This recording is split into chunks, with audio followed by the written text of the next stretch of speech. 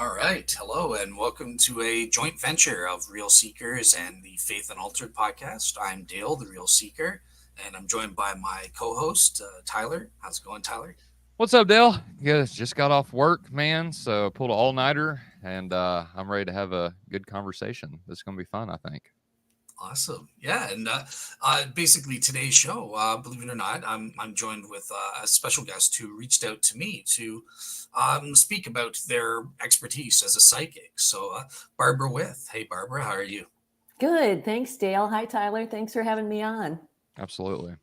Awesome. Yeah. And I just want to, before we get into kind of evaluating your worldview and claims and stuff like that, I just wanted you to take a couple of minutes to kind of introduce the audience as to who you are, share a little bit about your background, and if you're comfortable doing so, maybe a little about your faith or religious faith or irreligious faith, whatever it is, your journey. Sure. Well, I always start as far as being a psychic with my music because I started very, very early. In fact, my mother was the church choir director. And I grew up EUB. I don't even know if that's around anymore, Evangelical United Brethren. Okay. And she pulled me into the choir and I started playing piano and I started writing songs when I was 12 or 13. And that process is really what set me up then to become a psychic channel, to do the kind of channeling that I do with those in afterlife today, because it's kind of the same process. But when I was in high school, I started seeing a friend of mine's mother. She was a channel. We didn't call them that. And she said she was just like a giant antenna picking up my higher power. And a lot of those messages she gave me were really about self-love and self-care. It wasn't so much about going to find out if my boyfriend was going to come back, although I'm sure I asked those kinds of questions, but it was really guiding me in the direction of self-awareness. And I went to her for many years. I became a professional musician. And in 1987, I came in off the road. I'd been on the road for about 15 years, and it was sex, drugs, and rock and roll. And I was completely burnt out. And I started to automatic write spontaneously one day when I was writing a letter.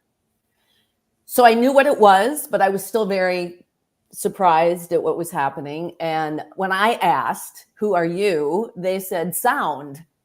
And I guess because I was a musician and working with sound, if either of you are a musician, or any of your listeners out there are songwriters or even players, there's a kind of a channeling that you do, like when a sax player is doing a solo. It's the same sort of process. So I was okay with that. And then I started to become a reader, like my mentor had been. And in 1993, I started to do group channeling because I wanted to know what would this say to a group of people. Mm-hmm. And I found two women, Teresa McMillan and Kimberly Phelps, and we became the Psychic Sorority, and we started holding group channeling. We would record them, transcribe them. And when they asked, "Who are you?" they said, "You can call us angels." And I am a very healthy skeptic, just in that case anybody wonders. This was all very new to me, and I was very skeptical, but the three of us talked about it and said the information that they were giving us was changing our lives so profoundly for the better, teaching us how to self-love, that we really didn't care if they were angels or the Easter Bunny. We were getting these results that were so remarkable. And these angels said they had this process that they theoretically felt would be the answer to what they called world peace, one person at a time, starting with self. And it was this revolutionary way to resolve conflict, first and foremost, within yourself. And they needed people to test it. And you couldn't pretend to have a conflict to see if it worked. They had to actually insert it into. And so there we were, the three of us. And when we had our first conflict, we actually got the transcripts and did it the different way and had just remarkable results. And so I did that for a long time. We published our first book in 1997, Diaries of a Psychic Sorority. And it was from there that I learned through that process that I could also communicate with people who had passed on, but I was doing work also with people who were in Alzheimer's comas and autistic people and their parents. So this intuitive art was serving me in many ways. And in 1998, I put out a book called Party of 12, The Afterlife Interviews. And it was the result of Diaries of a Psychic Sorority catching the interest of a British tabloid that was looking for an interview with Princess Diana on a 1-year anniversary of her death. And I, again, skeptical, I thought, what is, okay, well, let's see what happened. And it was so profound. They flew me out to New York, spent 5 hours with me, but they didn't want the interview. So my agent and I went on to ask others in the afterlife if there's more famous people. And after several, we did Nicole Brown Simpson, and that was mind-boggling. And we got to John Kennedy, and he said, we have been working on this in afterlife, so we're going to tell you who's coming up to talk to you. And the next one was Albert Einstein. And when I channeled Albert Einstein, the familiarity with that energy was so profound. It was the voice of my channeling. It was the voice of sound. It was an energy that had been with me since I started doing music.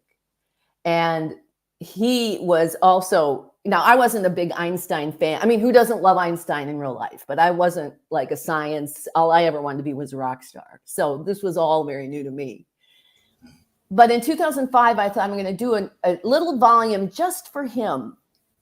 And it was the 100-year anniversary of his miracle year. So I channeled 6, 7 sessions and I sat down to edit. And what happened was, and this was really took me a long time to come to terms with the reality of this, because it sounds, I mean, I can throw it off now, but he said he was here to deliver to me a unified field theory, which was something that he couldn't do in real life. Maps of human consciousness, which were going to be his theoretical proof that our interaction as humans with energy affects what manifests around us. And then, go ahead.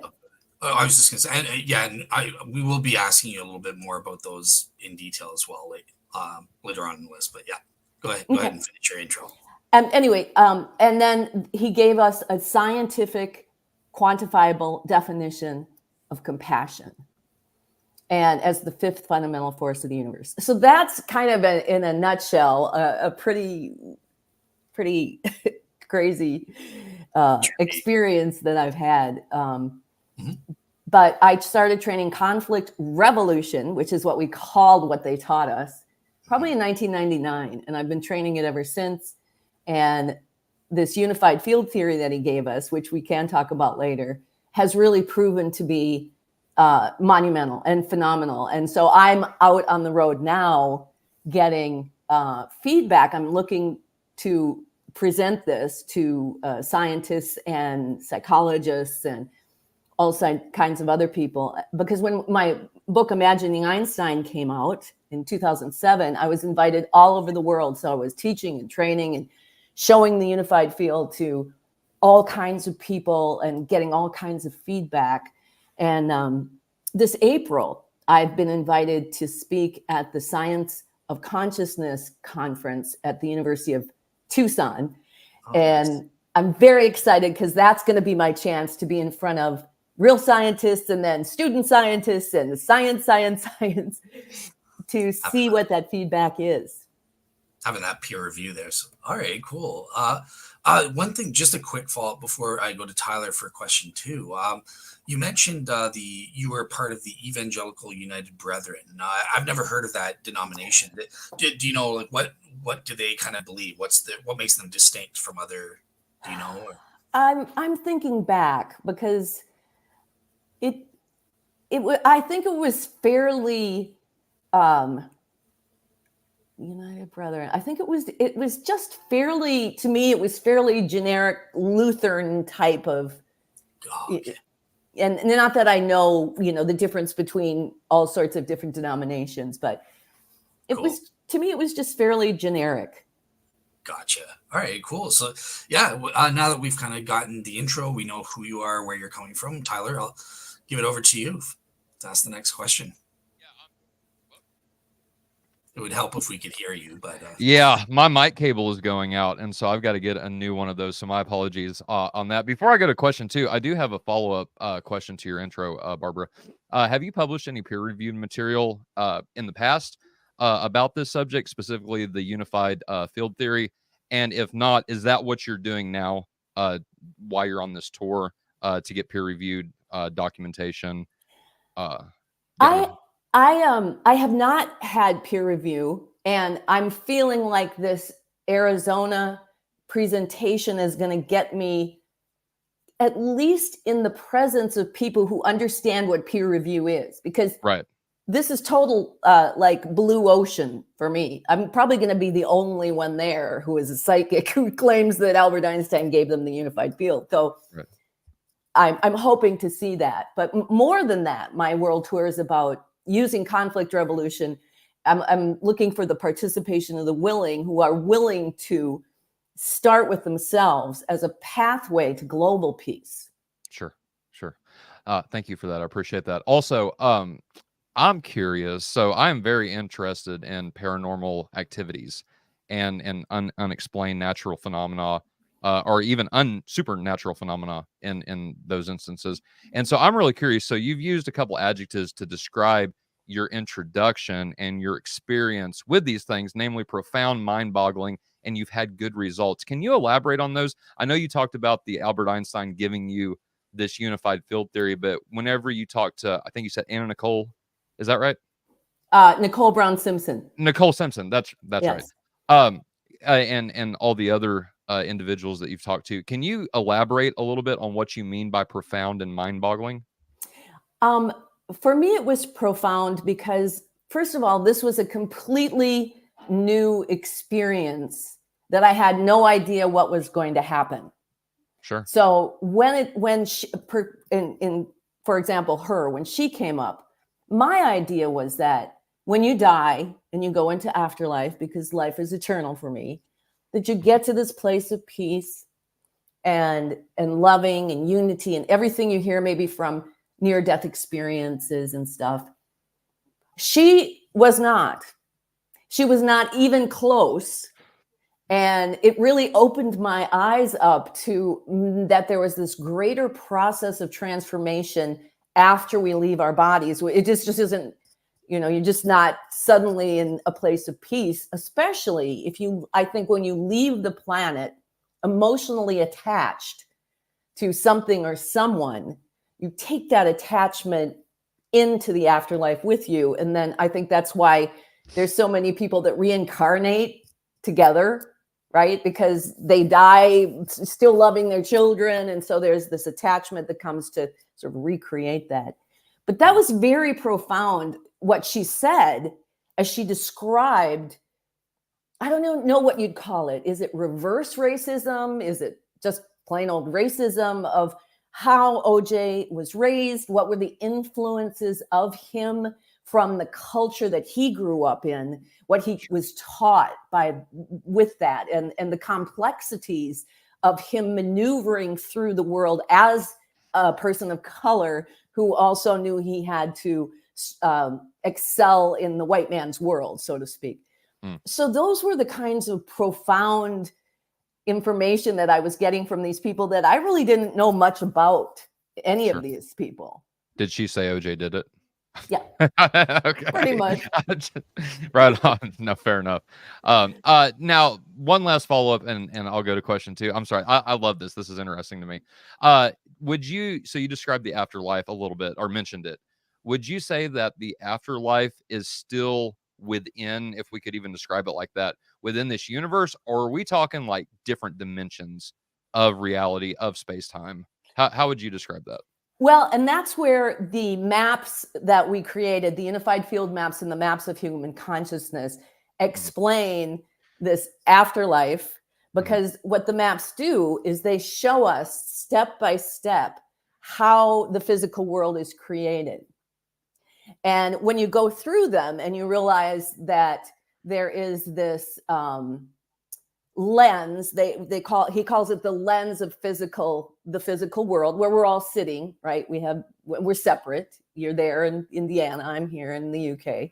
Right. But at our root, we're all sourced together, and the process of separating ourselves begins in that root, and it's projected up this gravitational wave that then creates this lens of the physical world. And what Einstein says, and by the way, the source, he says, is actually literally in the center of the earth.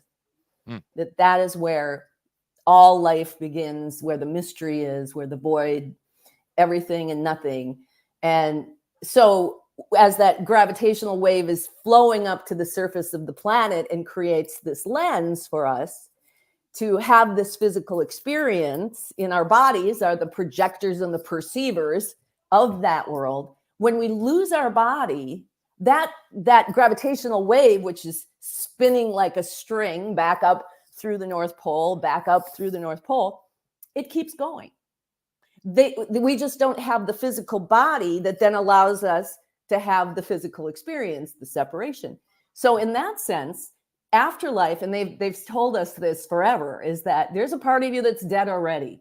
There's a part of you that exists in what is afterlife. And when you lose that body, that string that's spinning, it slows down to create the lens to the speed of light. And when you lose your body, it speeds back up to the speed of light squared. And all of he calls it a compilation of consciousness, because we compile mathematics all through our life. Every time we turn right, a certain set of circumstances. We turn left, a different set. And all that compiles in our compilation, so that when the body dies, all of that mathematics is still there. And it becomes sort of that holographic idea that we have of, this whole idea I'm loving lately. Do we live in a simulation? That's the new sort of idealism. Yeah. And this actually shows you that we do. And here's how it's constructed, and here's how we can influence it in what manifests in that lens. Interesting. All right. Go ahead, Del.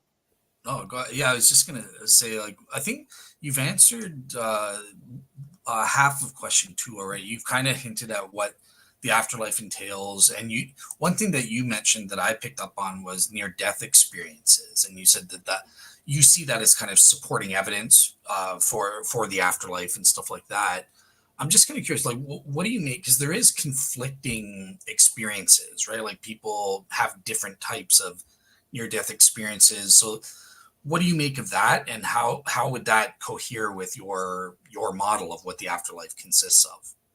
So what we've been told is that what you are conceiving is going to be afterlife while you're alive. You have this imagination. Maybe you think you're going in a hole in the ground. Maybe you think you're going to be with all the Vestal Virgins. Maybe you think you're going up to a cloud. He says that imprint and those mathematics of expectation you take with you when you first don't have a body. And there's this adaptation period of adapting to the fact that you no longer have this activity of creating the body in the physical world, and you're in this pure energy form. And what you believe will first manifest. So those people who believe that they're going in a hole in the ground will be through a period of sort of unconsciousness until the energy kicks back in to begin to inform that soul of what really truthfully is. So you think you're going to see Jesus. Jesus is coming for you. You think you're going to, like I said, see those Vestal Virgins.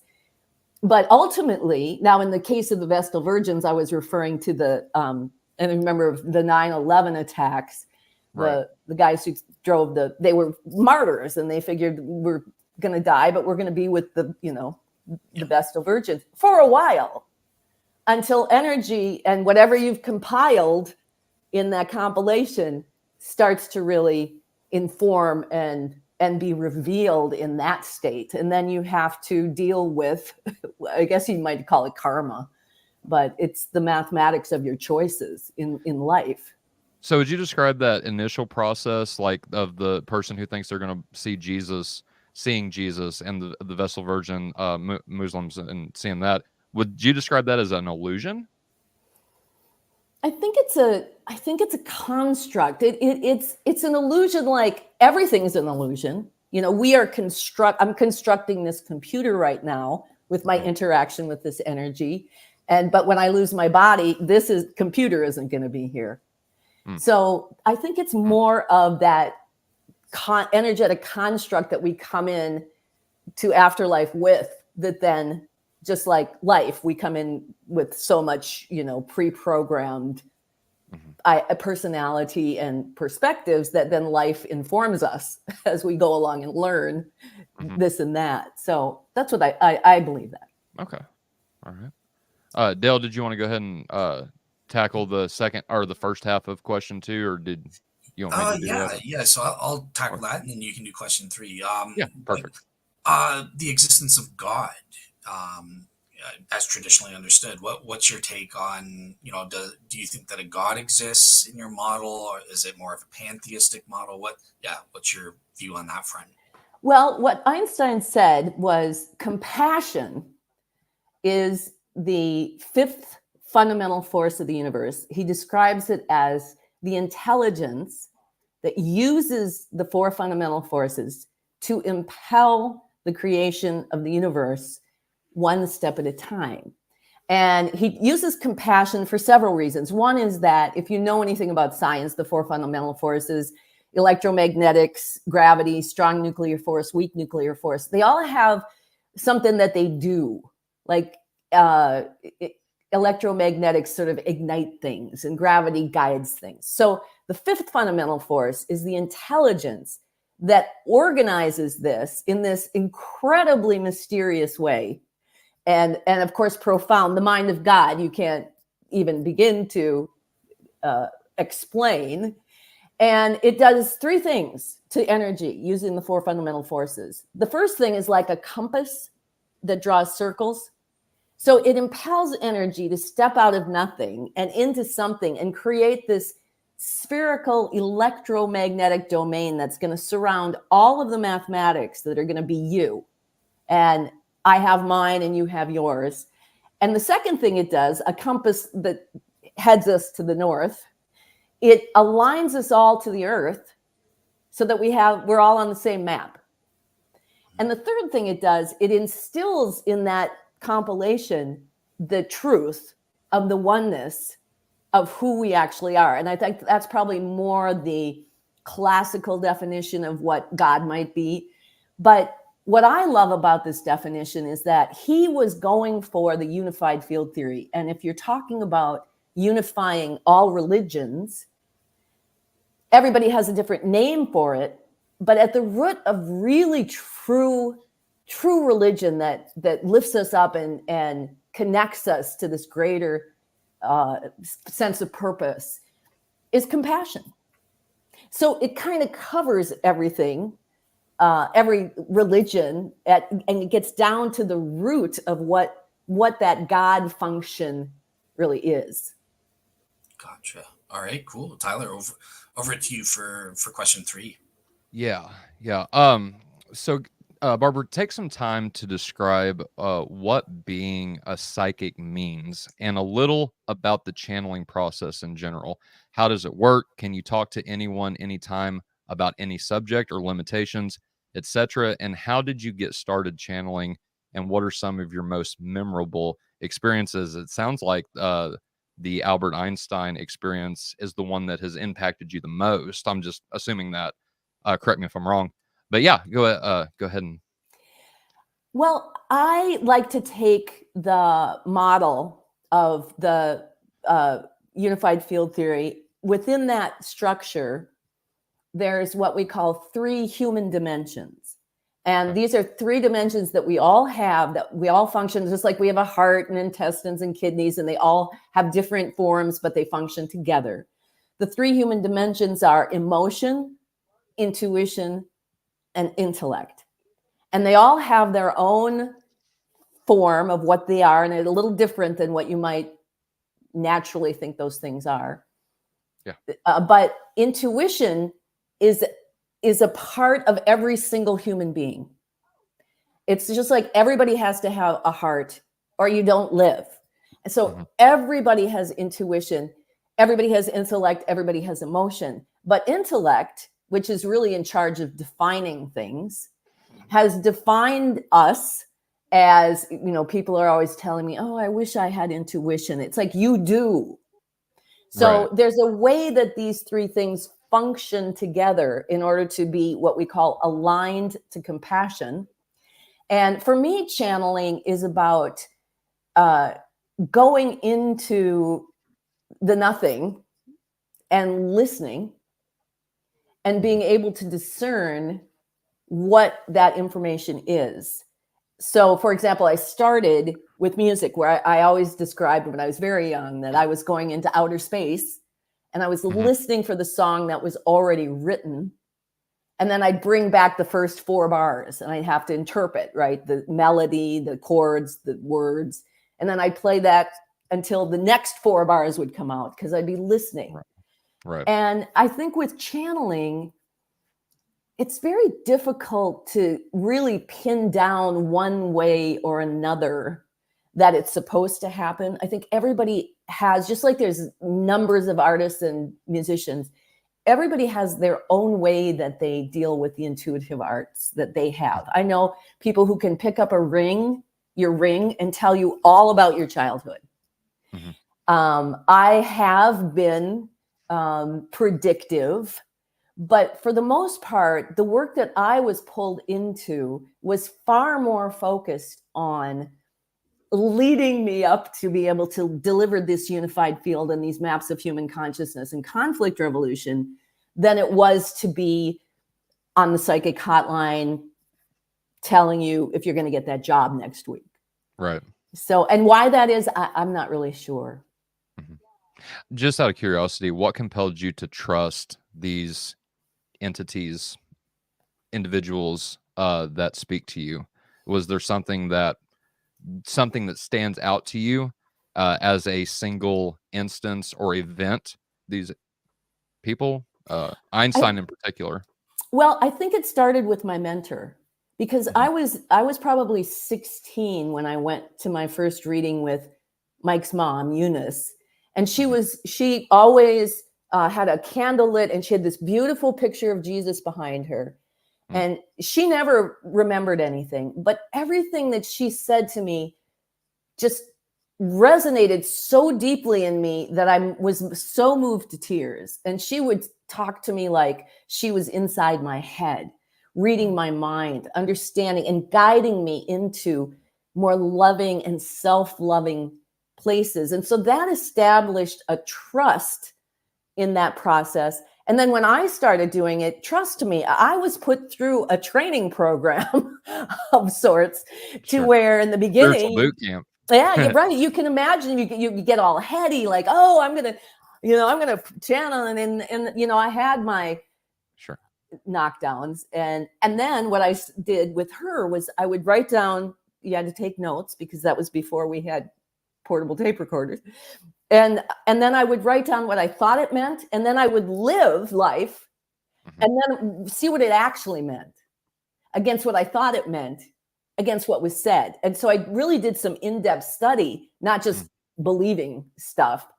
So by the time the angels came, and I had these 2 women, so many miraculous things were happening, and we were together, right? You couldn't be like, it couldn't just be me and my ego.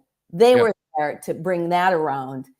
And so by the time I got to Einstein and the party and all of that, honestly, it took me a long time to really come to a place where I could say with surety that I'm talking to Einstein. And even after I wrote the first book, I Mhm. was sort of like, well, you don't have to believe it's really Einstein, but look at what it says because it's so profound. It's worth Einstein.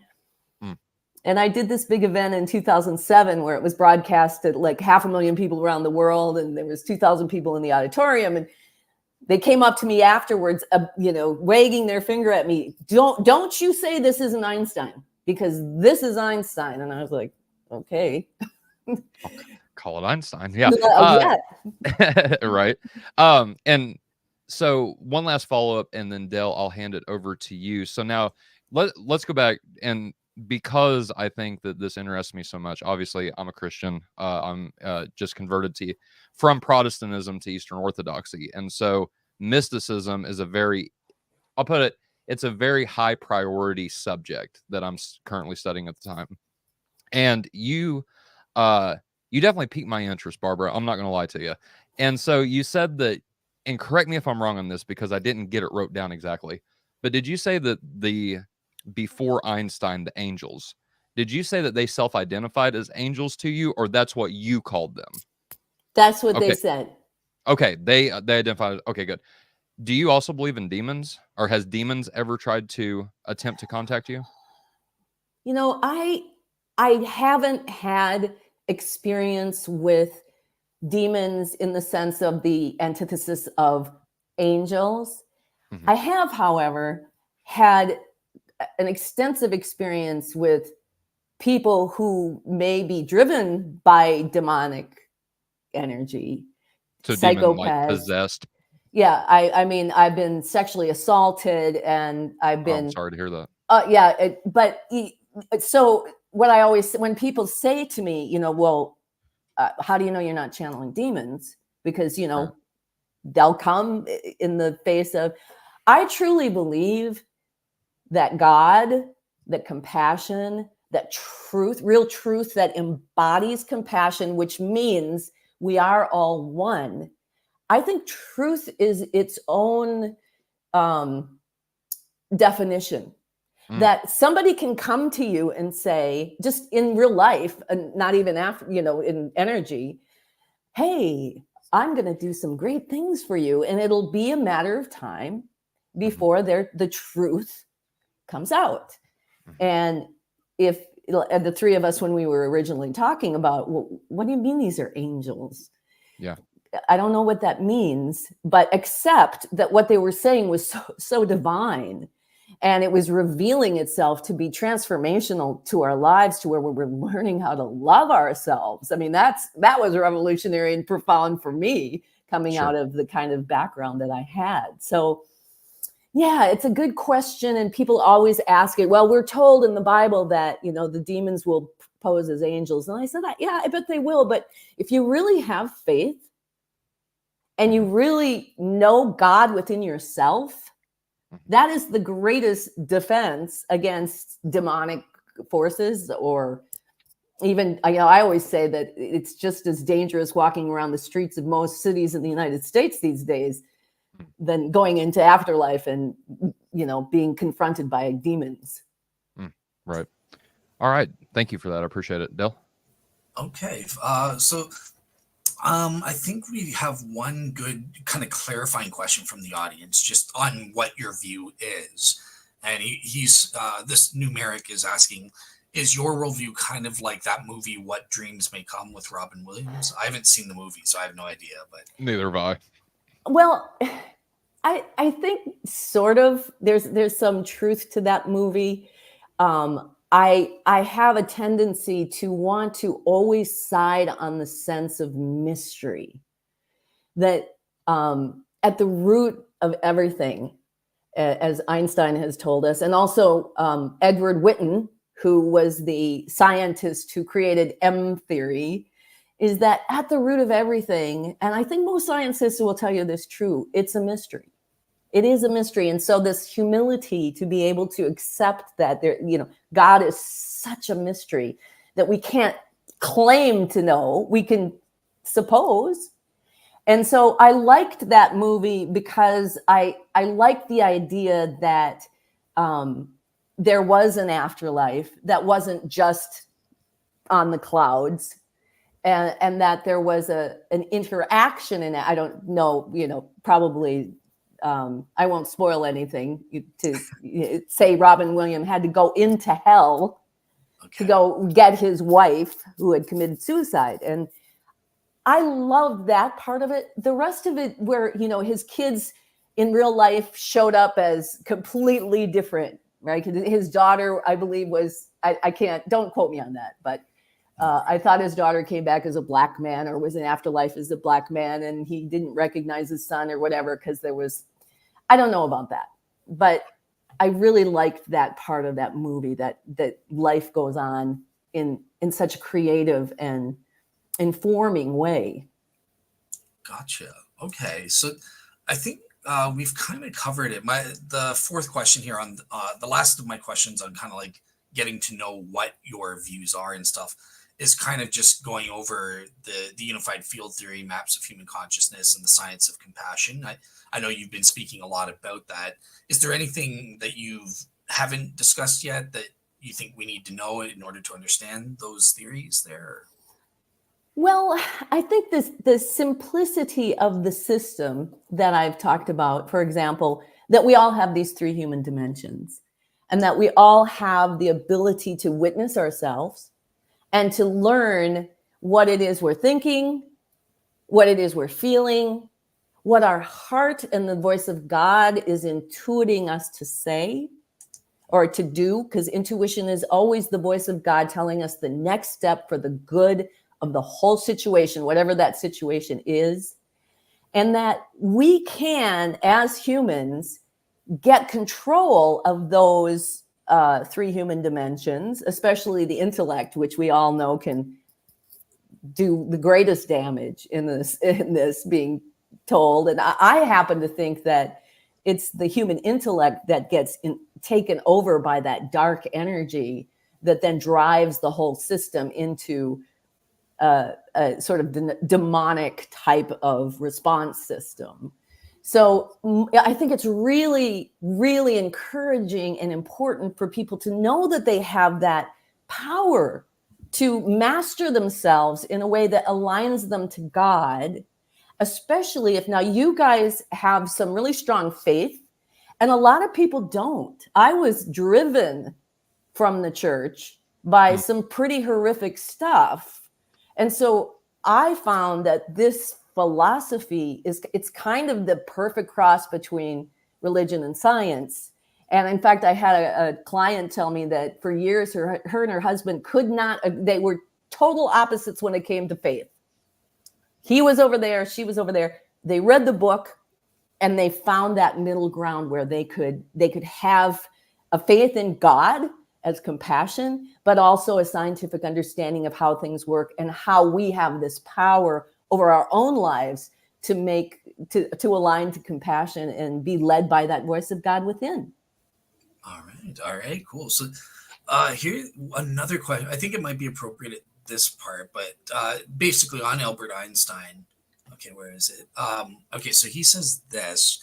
When Einstein told Bergson there was no time of the philosophers, what did he mean by that? Did he understand the distinction between psychology and physics, in your view?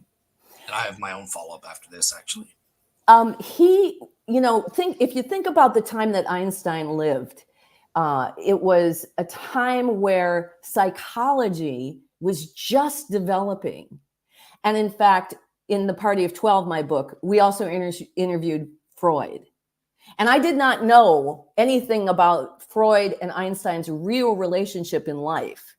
But Freud was bringing forth this idea of psychology, a little off the mark, I think, based on some of his own psychoses. He assumed everybody had them, but they were in the process of developing physics. Albert Einstein completely changed science. Freud completely changed what psychology was then sort of springing out of.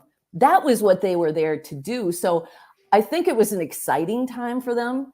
And I think that when Einstein said, he said a lot of things, I think, in life that he doesn't necessarily now agree with. And maybe in afterlife, one of my missions, why am I the one that was chosen and volunteered to be this person that brings this forward? I don't know. But he knew in this world now, we need more philosophers than we necessarily need scientists, because we as people need to come together And you can fight about this religion or that religion or science versus religion. But if we're just into philosophy and philosophizing with mystery at its root, maybe we can have some more intriguing, exciting conversations rather than be constantly fighting each other. I definitely like that since I'm a philosopher. So yeah. All right. Well, he mentions time about this issue about time. Hold on, let me hide that. Maybe you've talked to Albert Einstein. Maybe you could actually help, because me and Tyler have actually been having a debate for a while. We actually just did a show with Warren McGrew on the nature of time and stuff. And obviously Albert Einstein, he, as you said, he revolutionized thing with his the scientific world with the theory of relativity and all that. So me and Tyler have been going back and forth. Tyler thinks that Einstein taught this Minkowskian view, right? Like a B theory, a tenseless theory of time. Whereas I'm saying, no, I think he went for a neo-Lorentzian or A theory, like where only the present moment exists. Can you help settle our debate there? Or Before you answer that, Barbara, I just want to say this real quick. Dell's wrong, but go ahead. The best that I can say, because like I said, I'm not well versed in what you were saying, but what he says is that, and this also goes for the speed of light, because everyone's, in science has said, well, you can't go past the speed of light. And yet in the E equals MC squared, the speed of light squared, he says that the spinning string that is at the root of who we are is spinning at the speed of light squared. And so when you have what he calls the human intention, this is this triangular sort of geometric figure that slows that string down. The lens sort of drops over that string and slows it down so that we have this separate human experience. In the lens, it's the speed of light. Outside the lens, in the operating system that's creating that simulation, it's the speed of light squared. And I think it's also true of time, is that whatever the rules are, why are the rules? Where did they come from? God? Okay, the mystery. That we move through space-time, that you cannot have space in the lens without having time. And even if you get down to the microcosm, with the space between the molecules, time seems to be standing still, but that's the rules of that functioning. However, if you're looking at the whole operating system where it is the speed of light squared, there is this truth also that really all there is this present moment where we're projecting and perceiving. The future is a thought, the past is a thought, but what then is moving? Is time moving, or is it the energy that's transforming, as we age? But we're still in present moment. You're never really in the future, are you? You're never in the past, but it's a construct. Gotcha. All right, cool. So I'm going to move on to the next question. And this is where I wanted to Tyler's already gotten into this a bit, but this is I want to evaluate now some of the claims and stuff like that. So I imagine you've encountered many skeptics and stuff like that. They're, skeptics of all sorts and stuff like that. Now, you claim to have worked with Albert Einstein and coming up with these theories and that sort of thing. Now, I know you're coming up with your conference to kind of get that specifically from scientists and stuff, but from skeptics that you've encountered already, what has been some of the critiques or feedback that you've already received in terms of your models and stuff? I have presented this for years. Since 2007, when I left to tour the world and show the unified field theories and the maps of human consciousness to hundreds and hundreds and hundreds of people.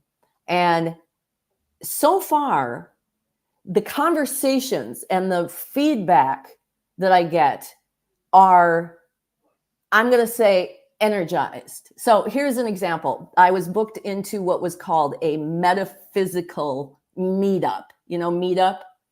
They're an online app, but you meet in person.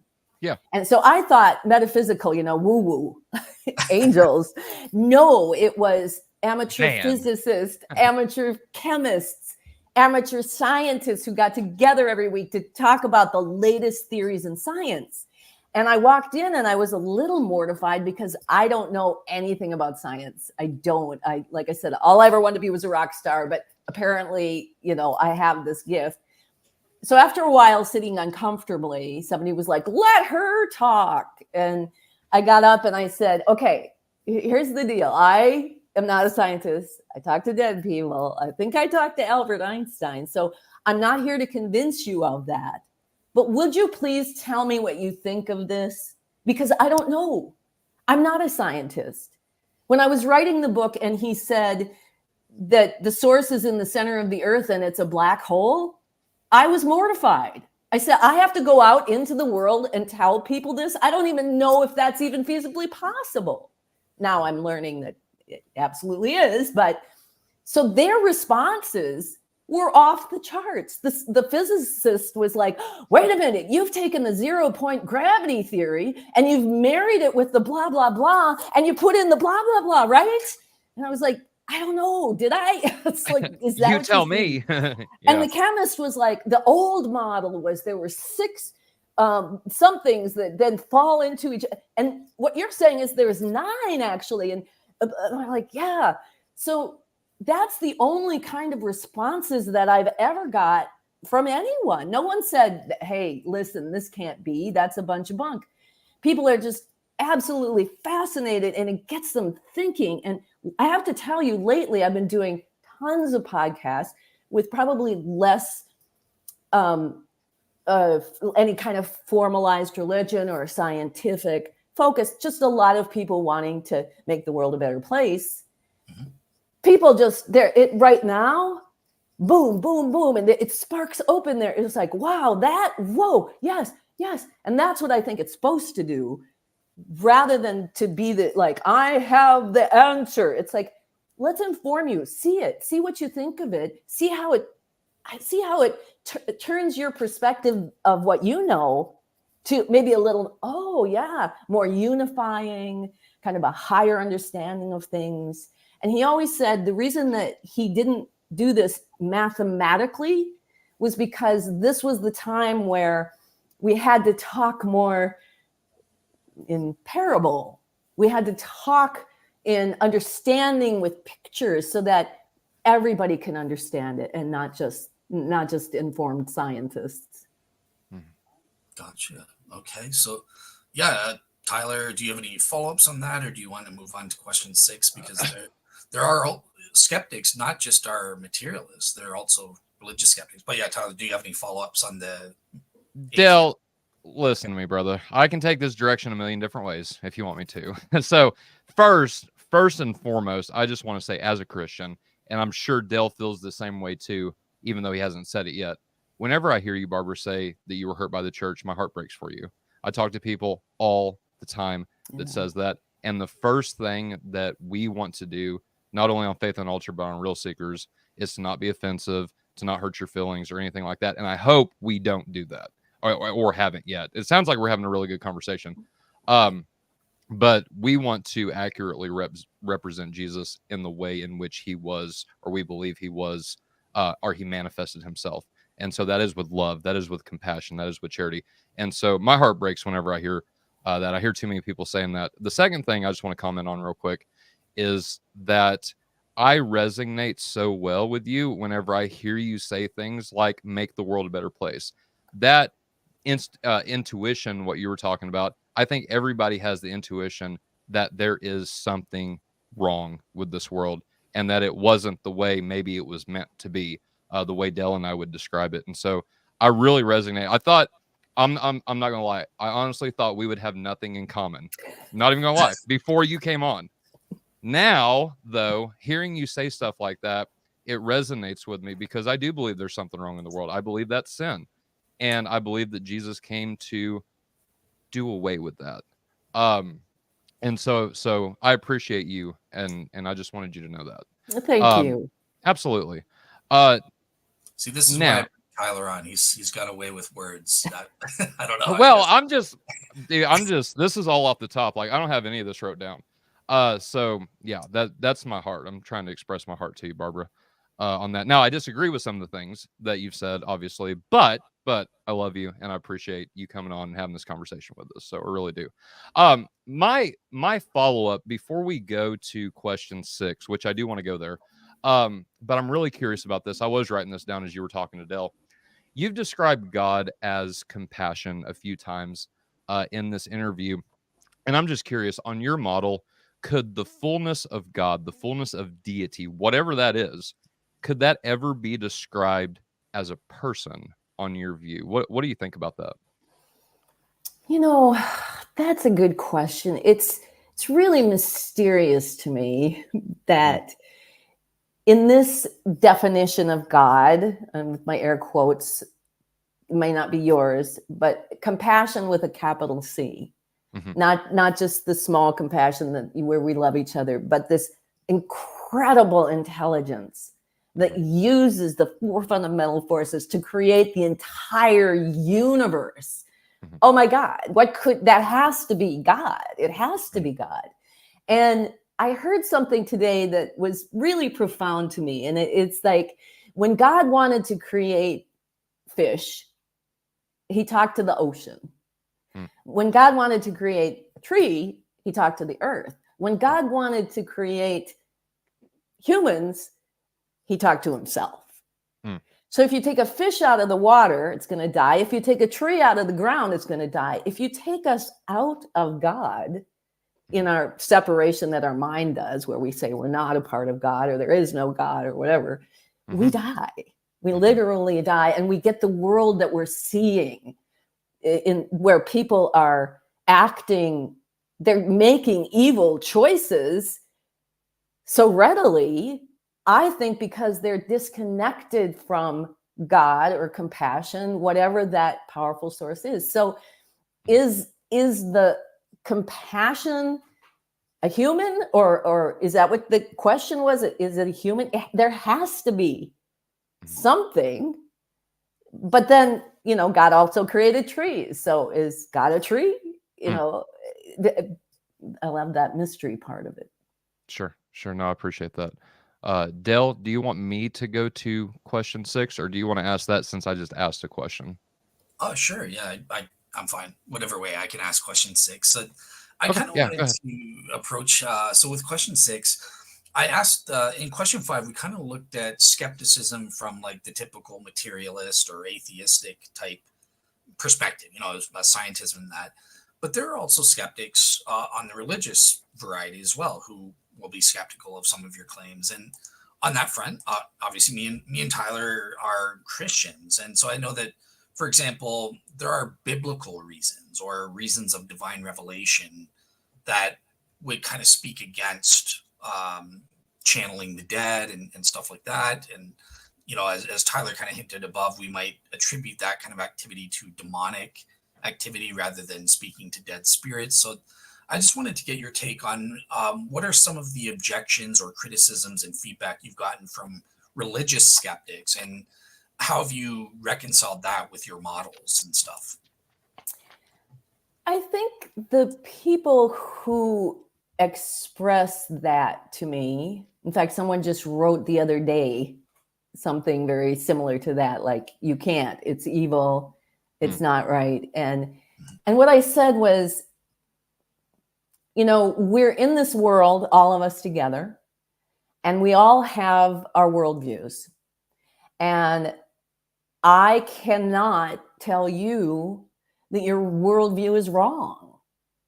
I can disagree. I can say, in my experience, I don't have that experience of demons overtaking me. I think there's a lot of information in the work that I do that explains why that is.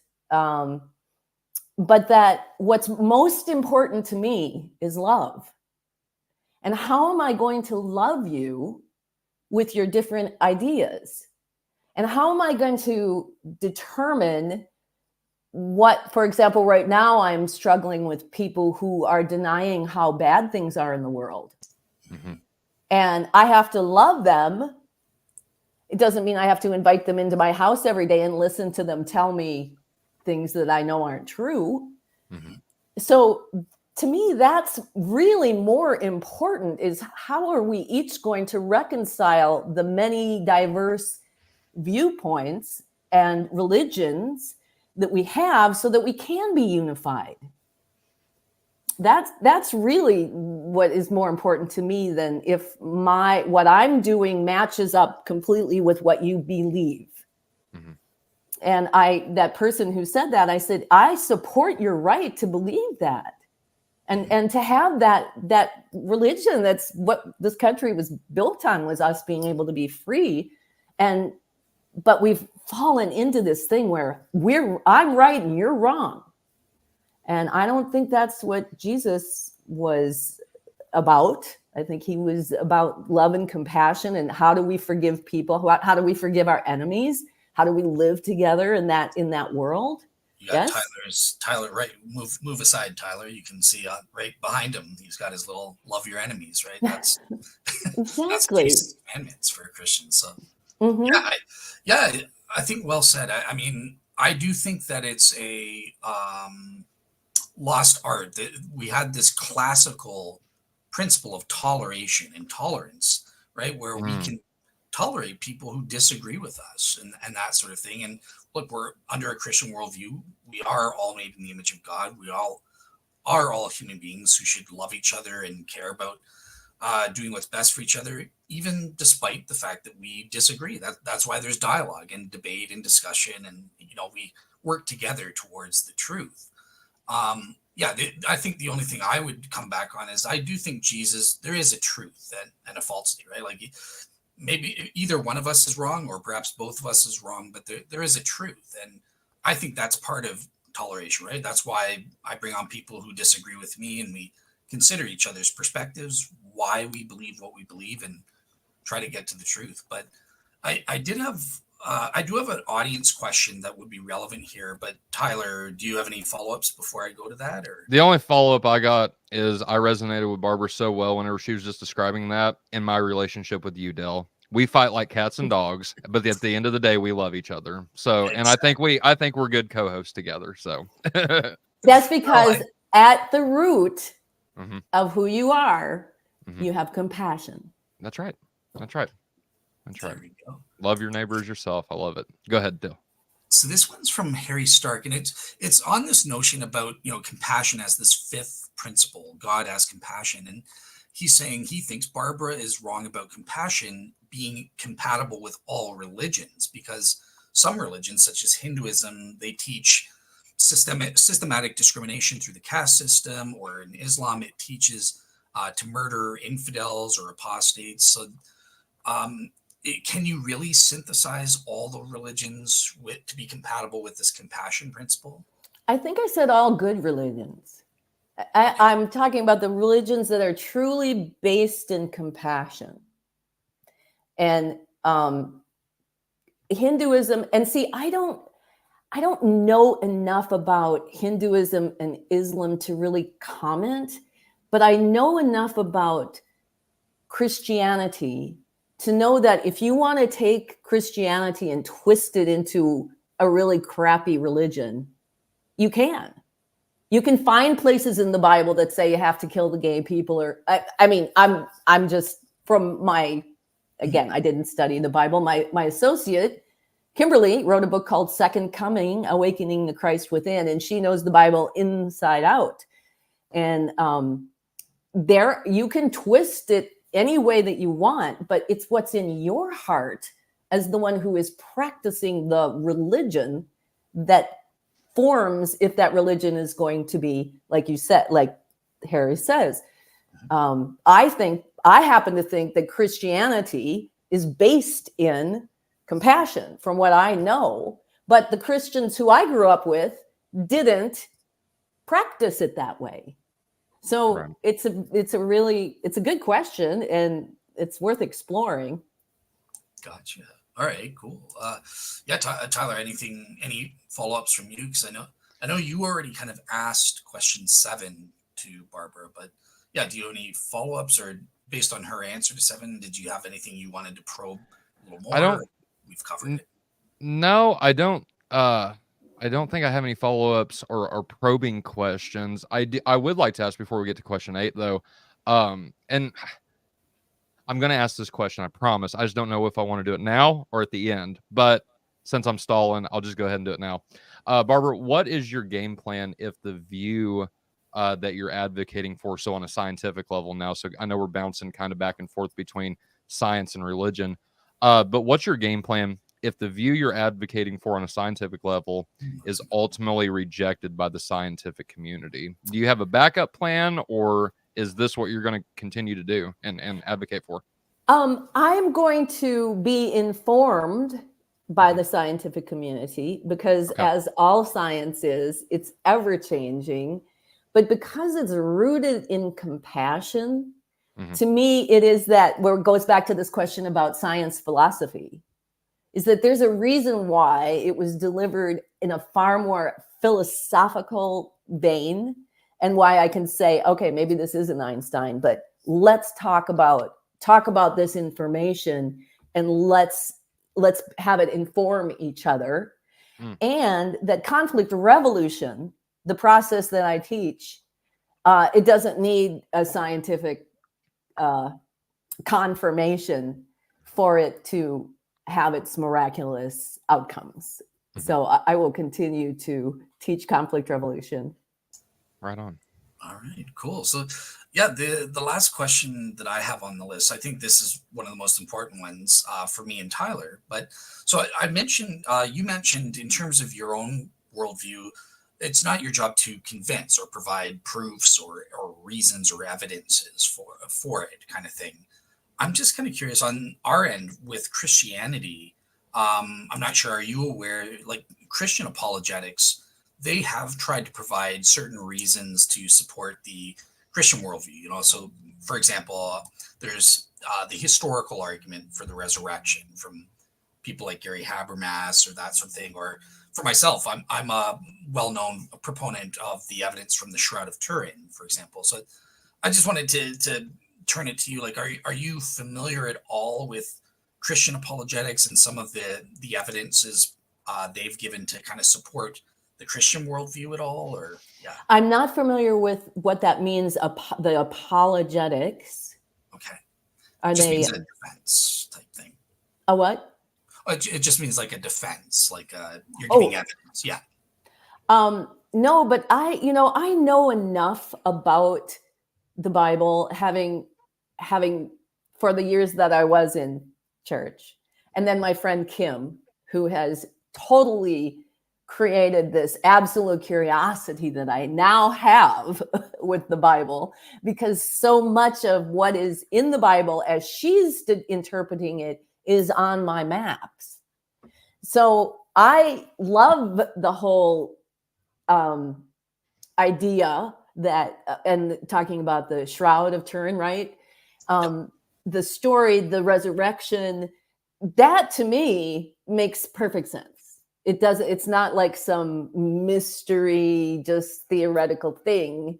I think Jesus, and he's in also Party of 12. So I've channeled him, and I think you would probably see a lot of what's you agree with in that interview as well. But I think that Christianity channeled compassionately is brilliant. And he came to tell us there's an afterlife. He came to show us you don't die. Here we are. He wasn't the only one. These things that I do, I'm coming here to tell you, you too can do. So that really supports what I'm saying about we have the power to align to God and make decisions for the good of the whole, starting with taking care of ourselves as an operating system. And that's what those of us in, I don't know what you'd call me. I'm not like a new ager, and I'm not like a metaphys. I don't know what I am.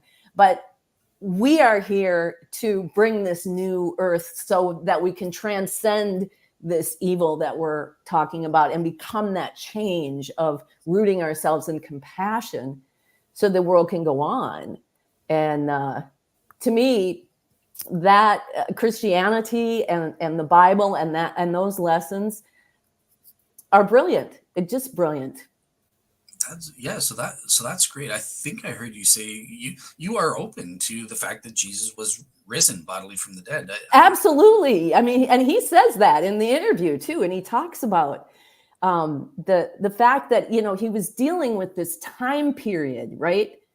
In the time that he walked the earth, there was not psychology, right? There was a much different way that he had to communicate with people, knowing that he knew that 2,000 years later, or whatever, the second coming being that Christ is waking up within us and we are becoming, Jesus is our role model, but we want to become like him. And he had to do it in a way that would sustain through time, and yet those initial apostles and the women, right, the women's core, had to be able to process it. I know what it's like in my life to process that. I've been talking to Einstein. It took me years of really, this is just crazy. Imagine what they were. Here he is. So it's all just so brilliant. I just think it's brilliant. Awesome. Yeah. I think the moral influence view, right? Like Jesus is our representative. As Tyler as an Orthodox, Tyler goes even more into this than I do. But we are called to be sanctified and become more and more like Christ. He is our moral exemplar, so to speak. And beyond that, the death on the cross, if you're believing he truly died and rose from the dead for our sins, that is an amazing belief, because he loved us so much. He had mercy and compassion on us that he died for our sins, for our wrongs. Here, John 3:16, for God so loved the world that he gave his only begotten son, that whoever believes in him shall not perish but have eternal life. So like, that's an amazing message and stuff. So yeah, I'm grateful that you're willing to consider the evidence for the resurrection and how that relates to Jesus, the claims of Christianity in terms of the essential beliefs. But absolutely. And one of the things he says in the book is about the crucifixion is that, you know, he came here such a perfect being. He came here whole, ready to do whatever, you know, his mission, however that came about, etc., the Son of God. And throughout his life, he was Jesus the man and Jesus God. So he was the son of God, but he was also human in that sense. Yeah. But he had this extraordinary unified field. So he didn't suffer like we suffer in that sense. So when he was crucified, that was the way when, you know, he suffered, but not in the way that we did, but by feeling all of that pain that was the humanity's pain, he took that on and he transmogrified it, transcended it to show us. And that, again, brilliant. You'd think I was a Christian. All right. Tyler, anything on this? You know, Barbara is saying she accepts the resurrection as a fact, which is a leg up on many of the others that we've spoken to and stuff. So yeah, any follow-up questions or comments? So it might sound weird to our audience that I'm going about what I'm getting ready to say, but Barbara, and please don't take this facetious. Like I promise, I'm genuinely curious about what I'm getting ready to ask you. So you're not the first person to come on our show claiming that they've talked to Jesus. Here's the difficulty I have, okay, is that what you're saying is completely contradictory to what they said. Now, I'm not saying who's wrong or right or anything like that. They who, though? Say that again. I'm sorry. They who? You want a specific name? Sean Griffin.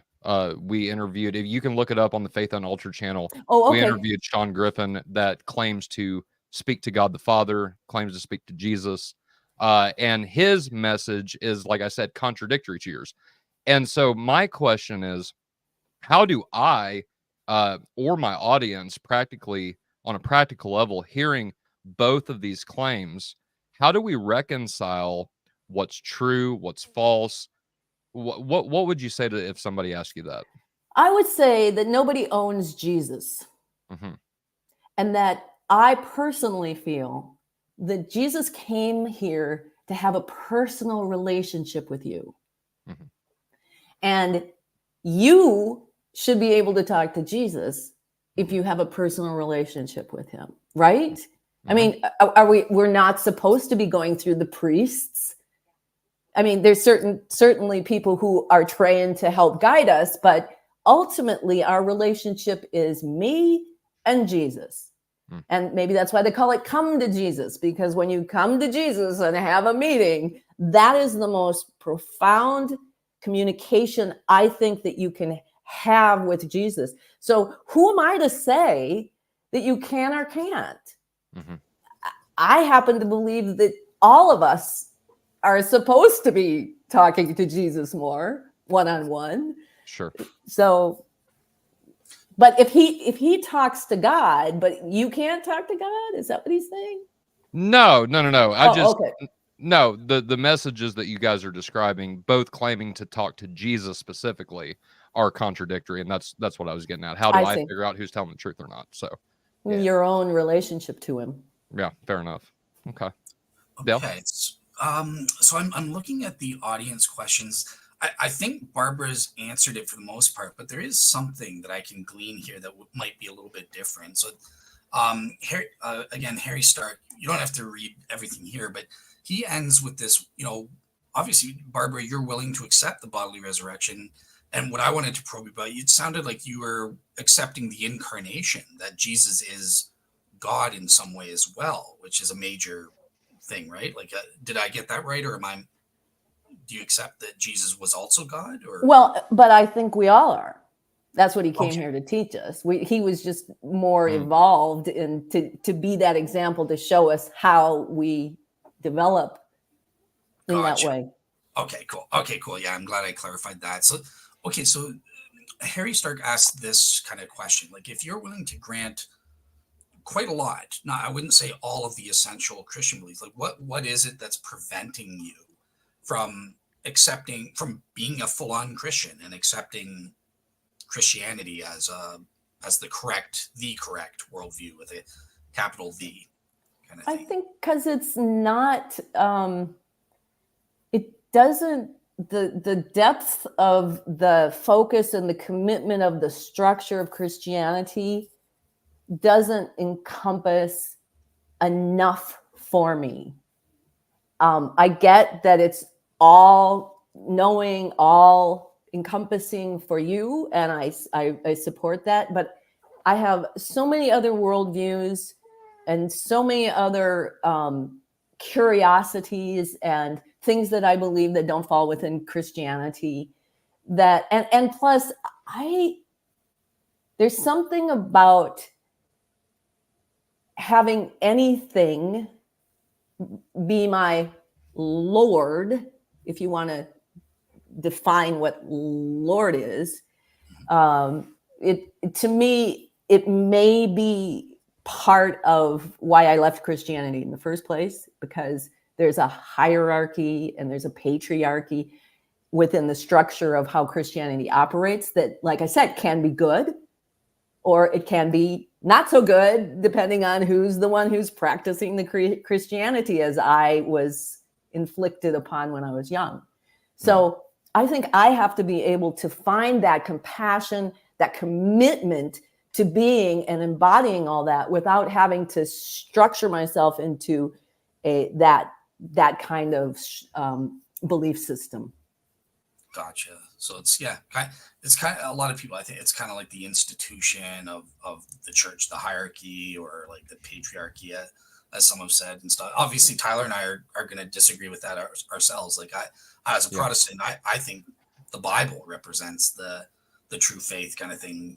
I don't have any man-made traditions or stuff like that. Tyler takes an opposite view on that front, and he thinks that the traditions are infallible and inspired as well. So I think there's differences on that front, but yeah, it's good. It's good to know like what is, because you do accept certain things, what is preventing you and stuff. So thank you for answering that. And Tyler, do you have anything you want to say on this end? Not right at this moment. I know that we asked the last question, Dale, but before we get off here, I know, because I got a hard stop at an hour and a half. I promised my wife I wouldn't do multiple shows this week, and here I am doing multiple shows this week. And so I God did bless promise. her. Yeah, please, amen. But no, I've got closing remarks. But no, I don't think I have any other questions for Barbara. Thank you, Barbara, for answering and being upfront with us. We really appreciate that. Absolutely. All right, cool. So I'll go to closing remarks then, and Tyler, I'll start with you. I'll give the guest the last word. So Okay, yeah, fair enough. So before we get, I guess before I say and comment about anything, show wise specifically, there was a Facebook comment that was made that I feel like I have to address. Not about this show. So this was about me specifically, and bringing on guests who, because we are streaming both to Real Seekers, which is Dell's channel, and Faith Unaltered, which is mine and David Russell's channel. But about bringing on people of ultimate that we ultimately would disagree with in the end, and making it somehow like we are involved in spreading quote unquote lies, spreading falsehoods, and this, that, and the other. And first of all, for someone to make that comment, they don't understand the premise of my show. My show is to get people together. One of the reasons is to get people together who disagree about certain things. We've had atheists on, we've had New Age people on before, we've had the entire spectrum of religion and secular. We also deal with philosophical issues as well. And so I will never, and I couldn't anyway, turn my channel, our channel, into an Eastern Orthodox only channel, or a Protestant only, or Roman Catholic only. And I don't think that that'd be very fun anyway. I know echo chambers exist on the web, and I don't want Faith Unaltered to be an echo chamber. I'm sick of it. I value people's opinions, especially those who disagree with me. And people that disagree with me are more than welcome on my channel anytime. So before I even started on that, I wanted to say this, and we welcome everyone that would like to come on. And if you are watching this and you don't think something that somebody said, whether it's Barbara, whether it's any guest that we have on, Warren McGrew is a well-hated fellow on the interwebs by some. If you don't like what they say, well, come on with us and explain to us why. Simple. So with that being said, I wanted to say, Barbara, I appreciate you coming on. I do disagree. I don't think I have to keep saying that. I think people get that, right? But at the same time, I respect, and like I said, I can resonate with a lot of the things that you did say. And so we have common ground, and I'm happy with that. You're more than welcome back on my channel anytime. And I would love to dive into some of the things biblical with who did you say she was? Like a partner? Kimberly Phelps, Second Yes. Coming, Awakening the Christ Within.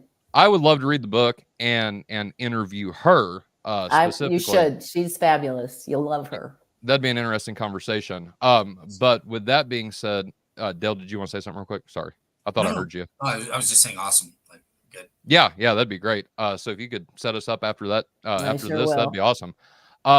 But I guess the point that I'm trying to make is that Faith Unaltered is supposed to be and has been designed, and I hope we are being a place where we can provide clarity amongst a various amount of different topics, Christian or not, with charity. And I hope we've done that, Barbara, for you. And if we hadn't, then I'm sorry and I apologize, and we'll definitely try harder next time. But I don't sense that. And so with that being said, I appreciate you coming on, and thank you. I appreciate it. Thank you. Mm-hmm. Awesome. So yeah, with that said, I my closing words, Tyler basically took the words out of my mouth. I hope that in coming to dialogue, we've learned some things from you, and that can help us in our faith. And I hope we've given you something to think about on your end as well in terms of our Christian faiths. But Barbara, I want to give you the last word. You are the guest, so over to you for the closing word there. Well, thank you, Dale. And I would just say that amongst everything that we can disagree with, we seek to find the things that we agree with. Not that we don't talk about what we disagree with, but in the end, if what we're going to do is be Christ-like and we're going to bring the world together and we're going to be compassion, then our responsibility is to make sure that we are living up to those compassionate values, whether it's your religion or my philosophy. And I think that's what the world needs right now. I just saw an interview with Tucker Carlson and Chris Cuomo, and talk about two diverging views. But they showed us how to talk together and leave connected like we're supposed to, because that's who we are. We are compassion. We are God. We are one. We are here to love each other. And however you do that, I'm just fine with however you get to that end result. All right, awesome. Well, I think that does it for today's show. So I just want to say thanks again to both Tyler and Barbara for joining me to do this show, and I look Thanks forward for to having doing me. future shows with your friend as well and stuff like that. So, And all thanks right. to your audience too. Great questions. Happy to answer. Awesome. Yep, they always do a good job. So, all right, cool. Well, with that said, next week I will be bringing on Dr. David Kemble Cook, who again disagrees with us. He was a former Christian. He's left the faith, and we've been kind of going back and forth, on his reasons for leaving the faith. So look out for that next week. It'll be a little bit of a math lesson on Bayes' theorem, but the other part is we're going to get into the historical evidence for the resurrection and how do we prove that Jesus rose from the dead, because he doesn't believe that. So yeah, that said, have a great week and take care, everybody. Thank you.